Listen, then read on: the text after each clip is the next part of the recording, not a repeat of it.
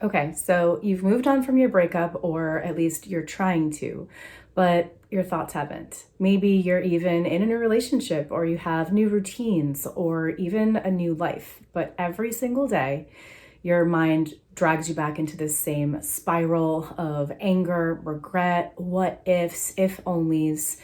And I want you to know that there is nothing wrong with you. In fact, you're not alone because your brain is just stuck on repeat. And there is a reason for that. So there's a 5-step system that you can actually follow to stop overanalyzing your breakup, your past, or fixate on whatever your ex is up to. So in today's video, I'm going to go over what these 5 steps are that can stop you from overthinking your breakup and free your mind from ruminating thoughts that just keep going over and over, that are keeping you stuck and honestly keeping you suffering for way longer than you need to. So for those of you who are new here, hi, my name is Emmi Fortin, and I'm a breakup and relationship coach and your love alchemista. I'm here to guide you through this journey of breakup to love alchemy, which means that we are here to use this pain and suffering that you might be going through to transform it into something really powerful. So I know I've personally used alchemy to transform my past heartbreak, and it has just transformed it into opportunities for self-discovery and to help me reconnect with my own inner radiance, my peace, and my internal soul divine power. So it's my mission to share this breakup to love alchemy work with you, and we're going to start right here in this video. So if you have ever found yourself replaying thoughts over and over that are negative or unsupportive, maybe they're replaying the past, wondering, what if I did this? What if only this happened? And you're stuck in your thoughts about your breakup or your past and you just can't let it go, I want you to know that I see you. I have totally been where you are, and you are not broken. Even though you might feel like it, this just means that you are human and there is a path forward. So before we dive into these 5 steps to stop overthinking your breakup and your past, we have to acknowledge that breakups, divorce, challenging relationships, just relationships in general, honestly, they are really emotionally difficult. And they're biologically and energetically intense as well. And so neuroscience tells us that the brain actually responds to heartbreak like it does a drug withdrawal. So you could experience physical pain. In fact, I just finished working with a client who told me that she was waking up feeling physically ill every single day. And then after kind of our work together, she, for the first time, in weeks, had woken up and not felt that way. But the reason I'm telling you this is because our body truly responds to our thoughts and our emotions. So thinking about the fact that when we are in love, when we're happy, when we're with a partner, we're experiencing hits of dopamine and oxytocin.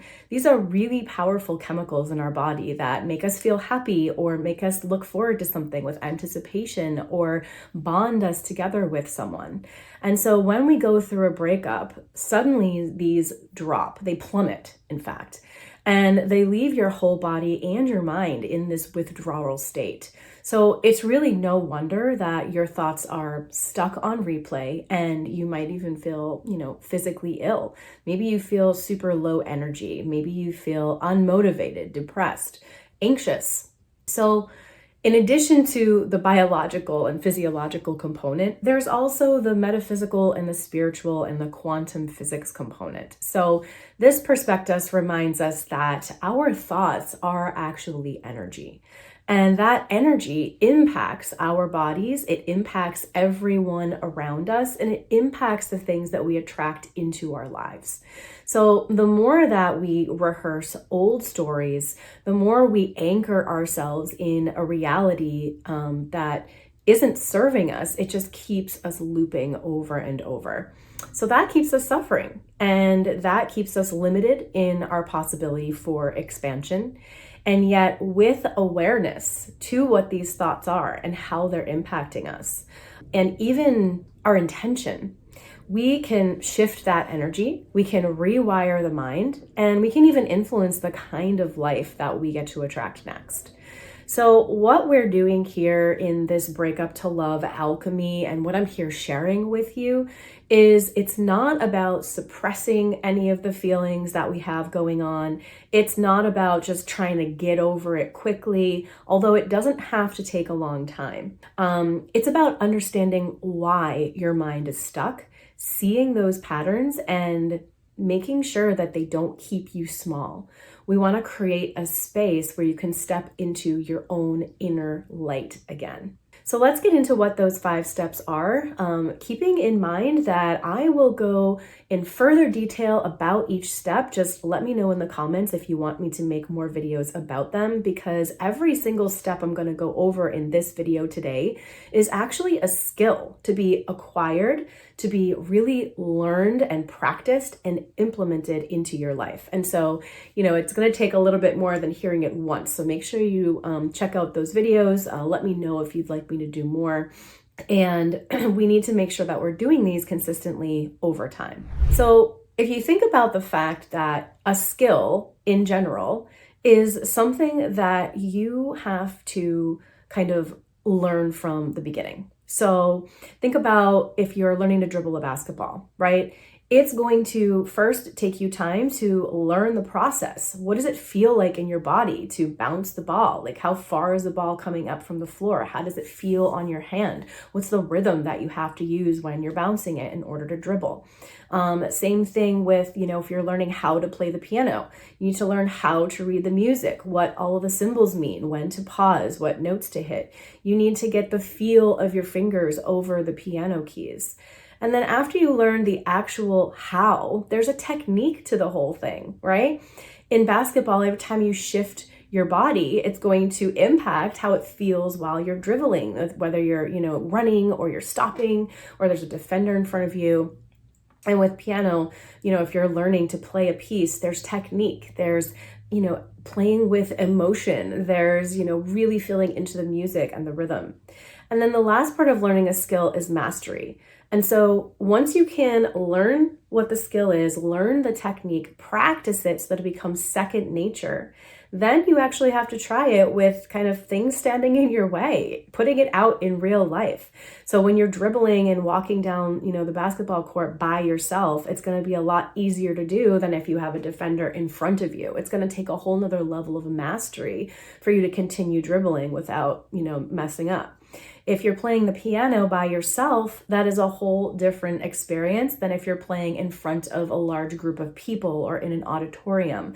That is going to add an extra level of mastery so that you can really be in your body and own your skill. So I just wanted to show you those examples to keep in mind that the things that I'm sharing in this video today, the 5 steps to overthinking your breakup and your past, these are actually skills. We need to acquire them. We need to learn the technique. We need to practice them consistently, and we need to implement them in our everyday lives so that we can achieve mastery. And this is an ongoing process that every single human is always working on, including myself. All right, so without further ado, let's go ahead and get into step number 1.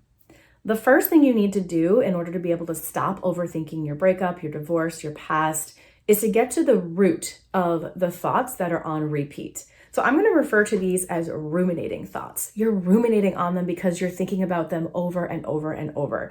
You're trying to analyze, like, what happened? What if I did something differently? You're trying to assess why something happened. That's why you're ruminating on them. These spirals feel completely endless because they are looping around surface level stories and emotions. And I should have said this, or I wonder what they're doing now. They're just basically driving you nuts. You're not getting anywhere because your rumination is not actually focused on a solution-oriented perspective. So when we can trace these thoughts that we're having really back to their root, and when I say that, I mean you need to become like a private investigator of your thoughts to really understand and uncover what's underneath the thoughts that keep repeating. So the first thing that we can do in order to get to the root is that we have to accurately identify the emotions that are attached to the narrative or the story that we're telling ourselves over and over. Because emotions are powerful. We experience the world through emotions. And so if our thoughts are attached to emotions, they are most likely keeping us stuck. But if we haven't accurately identified what the emotion is, then we can never really bring it to our fullest awareness in order to dissolve it and let it go. So when we can get to the root of our emotions, we can understand what's really at play here. Most of the time, it's fears, it's limiting beliefs, it's unhealed patterns that we have from even our childhood. Your ruminating thoughts are on repeat because there's one or more root components that you just cannot let go of for whatever reason. And it's most likely because of these unacknowledged emotions that are attached to them. So many people, lots of people that I work with, myself included in the past, they want someone else to validate how they're feeling, okay? You want your ex to validate how much they hurt you or the pain that you're in, right? But we can't always get that, right? We can't get the closure sometimes that we want. We can't get that validation from another person or something outside of ourselves. And the reason we want that validation is because we desperately want our feelings to be validated so we can feel seen, heard, and understood. That is all human beings want in this life. In order to feel connected to someone or something, you need to feel seen, heard, and understood for your true experience, your authentic self. Now, unfortunately, when we don't get that, we can experience that lack of closure. It leaves that open loop in our brains that really desperately wants to be closed. And so here's what we can do. We can access our own clarity around what we feel and why we feel that way. And we can empower ourselves to actually shift our thoughts around it, the ruminating ones. So studies show that simply naming emotions correctly can significantly reduce the stress and overwhelm that we feel from them. So case in point, have you ever been talking to someone and maybe it's a friend or maybe it's a coworker and you're just kind of like talking yourself around in circles, and then that person kind of mirrors back to you, the point of what they think you're sharing, and they hit the nail right on the head. How do you feel in that moment? You're like, yes, that's what I'm trying to say. That's exactly right. It's like a sigh of relief, right? That feeling you get when someone gets you, that's validation, right? That's you feeling seen, heard, and understood. And it's this huge feeling of appreciation, right? Somebody gets you. But here's a major problem. Most people cannot accurately identify their own emotions. You may have heard the popular researcher Brené Brown. Okay, she did a really big study where she and her team surveyed over 7,000 people, and they found that on average, people were only able to identify 3 emotions: anger, sadness, and happiness, when they were asked how they were feeling. That's only 3 emotions out of hundreds, potentially even thousands. So there's a huge difference between the emotion of anger and, for example, the other complex emotions that could kind of be around the kind of feeling of anger. So something that might be more more accurate, if you say I'm angry, it could actually be something like I'm frustrated, or I feel betrayed, or I feel disillusioned. So by naming the specific complex emotion, you actually reduce its hold over you because you're self-validating in that moment. So I will give you an example here. I once worked with a woman who couldn't stop ruminating over the fact that her ex had quickly moved on and found another woman to be with. So on the surface, she was angry, resentful, and really kind of wished ill upon him. But when we really took a look deeper into naming her emotions, how she was feeling, when we really investigated that, we brought to her awareness a really long time, deep-seated feeling in her belief system that she was not good enough. And so that she felt that she had to be better than what she already is.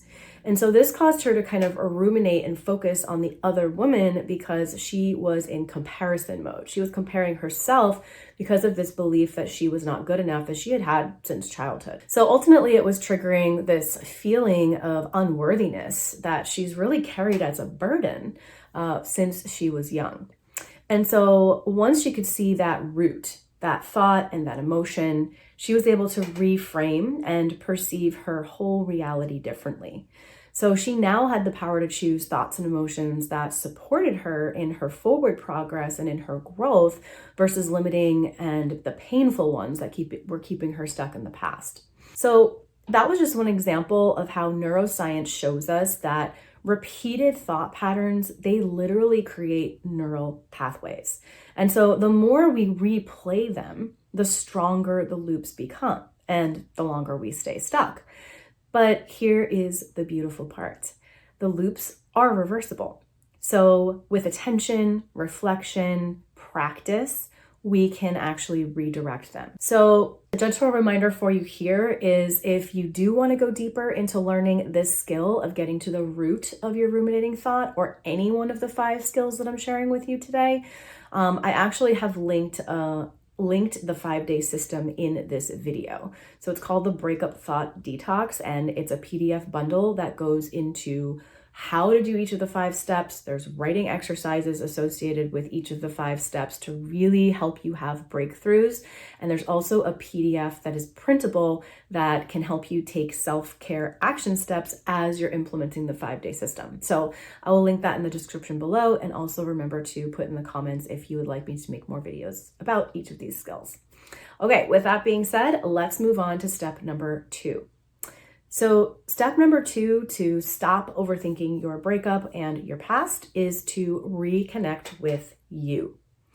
So after a breakup, we often feel like we've lost parts of ourselves. I would say one of the number one things that clients say to me when we're working together one-on-one is that they feel incredibly lost or they don't know who they are anymore, right? And that's because the roles that we have played in the relationship, maybe even in a family unit, the routines that we had, the future that we imagined, that's all gone, right? That has crashed down, and now you're faced with this lack of clarity around the role that you are playing now in life and just kind of your future. So reconnecting with yourself is about finding those pieces again and also discovering who you are without the relationship defining you and just kind of getting to know yourself in a new space. So there's 2 parts to reconnecting to you, this second step. First, you need to notice what behaviors are familiar to us in our present life that were also present in our childhood or our past that we keep attracting into our lives that aren't necessarily healthy for us. So for example, as humans, we prefer familiar behavior, maybe that we knew as a child or growing up, because it's more comfortable. It's a behavior that we know versus unfamiliar behavior. It's uncertain. We don't know it. We don't have a coping strategy for it yet, right? So an example of this, and I'm just using this as an example, let's say somebody has an alcoholic parent when they're a child, right, and growing up. Well, the behavior that that parent exhibits, right, that familiar behavior will probably be attracted into that person's life at some point, somehow, maybe in a different form, maybe even in like the same form of substance abuse. So for example, if you have an alcoholic parent when you're a kid, let's say, and this doesn't have to happen for everybody, this is just an example, you might attract a partner into your life that also is an alcoholic or has a substance abuse problem. Even if your whole life you're like, I am never going to have a partner who is an alcoholic, right? You might even attract somebody who has maybe behaviors that some people would consider narcissistic, right? Manipulative, caring about themselves first and foremost, and never really taking your needs into account. Maybe not expressing empathy, because think about someone who is dependent on a substance. They will prioritize that over everything else to get their immediate fix or needs met, right? You might have had to take responsibility for their actions, for your siblings, for, even taking care of them, like playing more of the role of the parent to your parent. So you might end up taking on that role in a relationship later in life. Maybe you'll be a fixer, right? Maybe you'll be someone who really goes overboard with caretaking. So it can show up in different ways, but the key here is to reconnect with any behaviors that feel familiar, but that might not necessarily be healthy for the kind of relationship that you're trying to build or that you really want to be in. The second part of reconnecting to yourself, which is step 2 of how to stop overthinking your breakup and your past, is to notice what your roles have been in these dynamics. So I just talked about that a little bit. Like, are you a fixer? Do you gravitate toward people who need your nurturing, your support? Are you enabling people in that way, right? So we want to bring into focus both mentally and energetically from external, which is our ex or the relationship, to internal. So we want to make sure that we observe, like basically in quantum physics, whatever we observe expands. Okay, we bring it into reality, whatever we're focusing our energy on. So by turning our attention back to ourselves versus that other person, like your ex or whoever you're obsessed with, and I don't say that in a judgmental way, I've definitely been there. So whatever we kind of bring our attention to are our desires, our strengths, our values.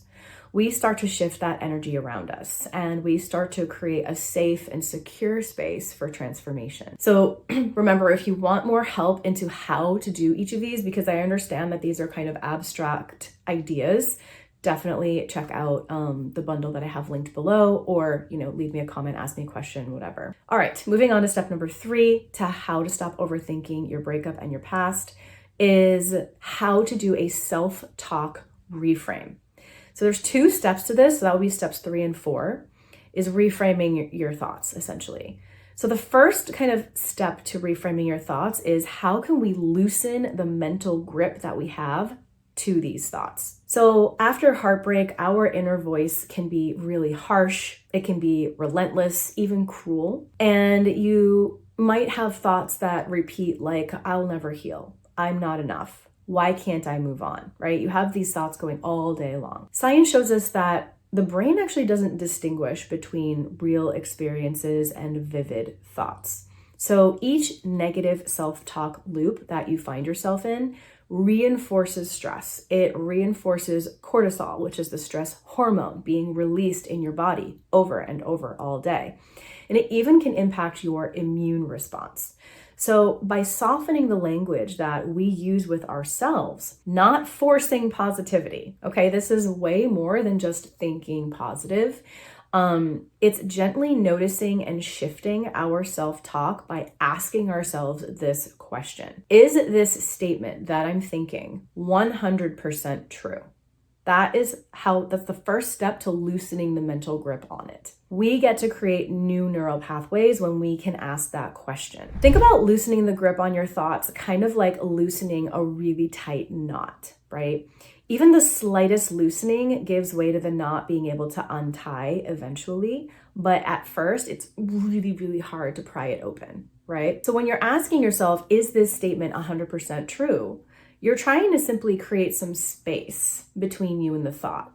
You are trying to create some distance between you and your emotions around that thought. So I know a lot of you, you love your true crime series, right? And your shows and your movies. And there's always a courtroom scene, right? Everyone loves a good courtroom scene. And the main role of the defense team is to introduce reasonable doubt that their client is guilty, meaning that if the jury believes even 1% that there might be a chance that the person didn't do it, then they actually have to rule not guilty. Because if there's that chance that they didn't do it, then they need to rule not guilty, right? So that is the job of the defense attorney. And that is kind of your job as well. This is true for your thoughts. Can you play the role of that attorney and question, is this thought 100% true? And you might need to do some digging around that, kind of like peeling back the layers of an onion to get to that truth.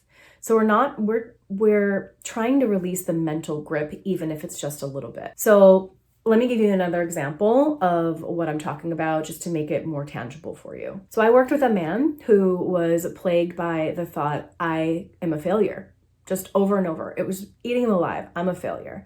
Because his wife of 30 years asked him for a divorce. He was holding so tightly to that thought, I'm a failure, like I failed her, I failed our marriage, that he was unable to see any other version of reality for his situation. So the thought, I am a failure, also brought an onslaught of emotions, right? Negative emotions every single time he thought it. So we challenged the thought and we had him ask, is this thought, I am a failure, 100% true? Is it 100% true that you as a human being are a failure? And at first his answer was yes. Yes, it's true. And this is common when you first ask yourself. You might think, yes, it is a true statement. But remember, we're PIs and we're going to keep on investigating, right? We're going to take it multiple steps further. So I asked, basically you're saying that you have failed at every single aspect of your relationship, every day of your life with her. Is that true? Do you believe that? And then his response was, well, no, she did tell me that I am a really good father and that I'm thoughtful. So then I replied, okay, so then the statement, I am a failure, isn't 100% true, right? And what if we were to reframe the statement to say, I'm disappointed about the outcome of my relationship, but I acknowledge that I was doing the best I could with the skills that I had at the time, and I can learn from this now. So that's a reframe, okay? Rather than just replaying that thought, I am a failure, I am a failure, I am a failure, over and over and over. We're shifting it into a more true, more supportive thought, okay? I'm disappointed about the outcome. Well, that's true. That's 100% true, right? And you weren't a failure 100% of the time. So it really helps with that reframe, as well as the emotions that come along with this new statement. They're a lot more positive, right? It's a lot more compassionate. It's a lot less judgmental. It's a lot less shameful. So you may have to rework your thoughts a few times so they feel completely aligned, but that's the basic strategy. So people have a hard time with this at first. And again, that's why it is a skill to be learned, implemented, and practiced consistently over time. So there's lots of other questions that you can ask yourself to loosen this mental grip on your thoughts. This is not a quick fix. It's subtle alchemy. Remember, alchemy is transformation. We are trying to take the pain and suffering that we're experiencing from the breakup, the situation, our thoughts, and we're alchemizing it. We're transmuting it into something that we can actually use to help us expand, to help us move forward, to help us grow and to learn. So that was step 3. Step number 4 of how to stop overthinking your breakup and your past is to craft a new narrative. So I just kind of gave you an example of that, but now I'm going to teach you a little bit further on how to craft that statement. So here is where the magic really, really begins. Once we loosen the old loops, like we just did in step 3, we can consciously craft thoughts that empower us. So it's not about lying to ourselves. It's not about pretending that our past or present doesn't hurt. It's about choosing the lens with which you will see yourself and the future. So in quantum terms, the observer shapes the reality, right? So in the case of the last example, if you're viewing the world through the lens of I'm a failure, that's really not setting you up for success, right? If you can view the world through the lens of I am someone who is capable of growing and learning, then you're setting yourself up for success, okay? You get to choose the pair of glasses that either paints everything as dismal and hopeless, or you can choose a pair of glasses that elicits the feeling of expansion and possibility. The stories you carry shape the frequency you emit.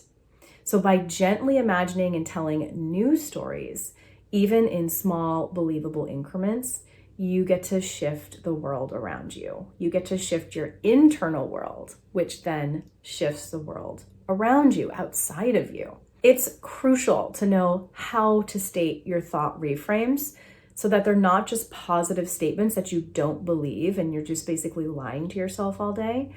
but it's important to phrase them as supportive phrases that feel 100% true and aligned. So because I've spent hundreds of hours working with people on this, I know it's something that they struggle with and getting it right, and it does take some practice. And I get feedback like, I don't know how to reframe this, or am I doing this right? And that's completely understandable, but you just have to start somewhere. You are learning, you're working through it. And again, this is a skill with this step number 4. So I'll give you a few examples now of what some common reframes around breakups, divorces, dating, self-love might look like. By the way, in the bundle and the link that I shared with you, I give a bonus of 60 common reframes around breakups, divorce, relationships, dating, self-love, like the most common ones that I hear. I give you a list of all of the reframes that you can actually use just to kind of make this step easier. So let's say you have a ruminating thought that is, I'll never find that kind of love again. And it just goes in your head over and over and over, okay? A potential reframe for that could be, it's possible that there is another love that exists that's even better for my growth and fulfillment that I'm not even aware of yet because I haven't experienced it yet. Notice I said it's possible. I'm not even asking you to believe that it's true at this point or that it could happen, just that it exists as a possibility, even if it's just 1%, okay? That leads you toward expansion versus stating, I'll never find that kind of love again, period. You are like closing the door on potential. Here's another example of a ruminating thought. I'm afraid to be alone. I hear this a lot. A reframe around that might be, while being single feels scary right now, I can notice other connections that I currently have in my life and focus my energy on making more connections that are even more truly aligned. Okay, so notice that in this one, I actually acknowledged how I felt, even though being single feels scary right now, right? You're acknowledging that. And then following it up with something that you can do, that you can practice. I can focus on my current connections. I can make new connections. I can cultivate the ones that I have to be even stronger. Okay, one last ruminating thought example is, I always fall for the wrong people. One reframe can be, up until now. So you're acknowledging what happened, right? You're not just dismissing it. Up until now, I've fallen for the wrong people because I wasn't aware of my patterns. And I'm learning to recognize healthy and unhealthy behavior in myself and in others and make more aligned choices. So again, this kind of delivers an element of compassion and empathy for yourself and also validating how you're feeling in the process. So notice how you feel when you say your initial limiting thought and when you say your new reframed thought. Actually take a moment and sit with it in your body. Notice how it feels to say each one of those statements.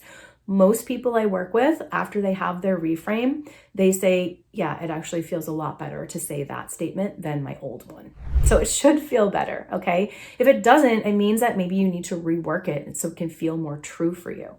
And you can keep on trying to do that until you find the winner, okay? So that brings us to step 5 of how to stop overthinking your breakup and your past. And again, this is a skill that you need to learn, acquire, practice, implement. Step 5 is to embody your reframes. So I was just talking about how does it feel in your body when you say it, okay? Thoughts and intentions are really powerful.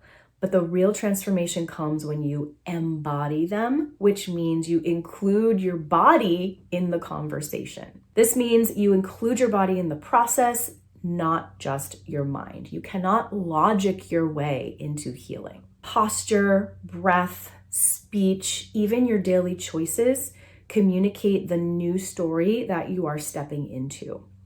Science shows us that you actually create different chemicals in your body when you think uplifting thoughts versus negative ones. So there's a cell biologist by the name of Bruce Lipton, wrote many books, one of which is called The Biology of Belief, which is one of the first books that I read when I kind of started diving into this thoughts and, like your narrative determines who you are and what you experience. And there's a quote from there that says, when you change the perception in your mind, you change the chemistry of your body. Now, that is some mind-blowing information for you to reflect on over the course of the day and the upcoming week. I hope it really helps reinforce the potential alchemy that really resides within you.